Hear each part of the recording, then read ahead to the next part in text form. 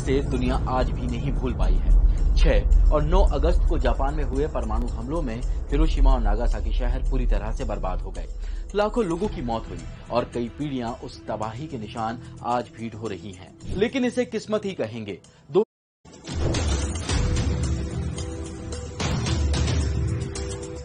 Nagasaki के रहने वाले नॉटिकल इंजीनियर यामागुची हिरोशिमा की मित्सुबिशी हेवी इंडस्ट्रीज में काम करते थे।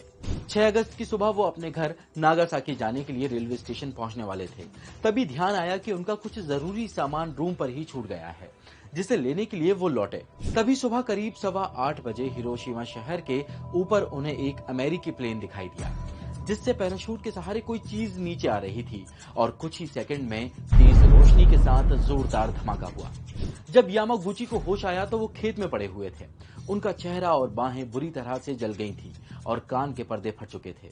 जहां धमाका हुआ था, यामागुची वहां से 3 किलोमीटर दूर थे। जो बॉम्ब ब्लास्ट हुआ उसका कोड नेम था लिटिल बॉय, जिसने ब्लास्ट होते ही हिरोशिमा का तापमान 10 लाख सेंटीग्रेड तक बढ़ा दिया था।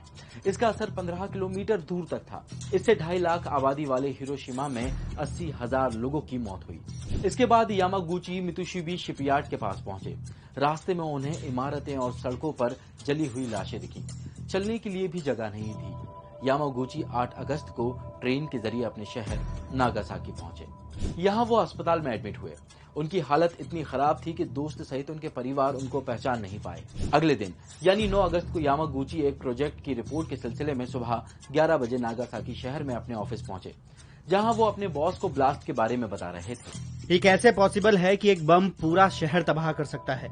तुम पागल हो गए हो। तभी अचानक एक ब्लास्ट हुआ और पूरा ऑफिस बर्बाद हो गया। यह अमेरिका का जापान पर दूसरा हमला था। बम का कोड नेम था फैटमैन। यह पिछले हमले से बड़ा था, जिसमें 40,000 लोगों की तुरंत मौत हो गई थी। रेडिएशन से घायल हुए 30,000 लोगों की कुछ ही महीने बाद मौत हुई। इस हमले में भी यामागुची, उनकी पत्नी और बच्चे भी सुरक्षित बच गए थे, लेकिन रेडिएशन का असर उन पर लंबे वक्त तक रहा। हालांकि उन्होंने 2000 के दशक तक सार्वजनिक रूप से अपने अनुभवों पर चर्चा नहीं की, लेकिन 2005 के बाद वो इस पर खुलकर बोले। देखा जाए तो यामागुची 2 परमाणु विस्फोट झेलने वाले एकमात्र व्यक्ति नहीं थे। इसके अलावा लगभग 165 लोगों ने दोनों हमलों को झेला।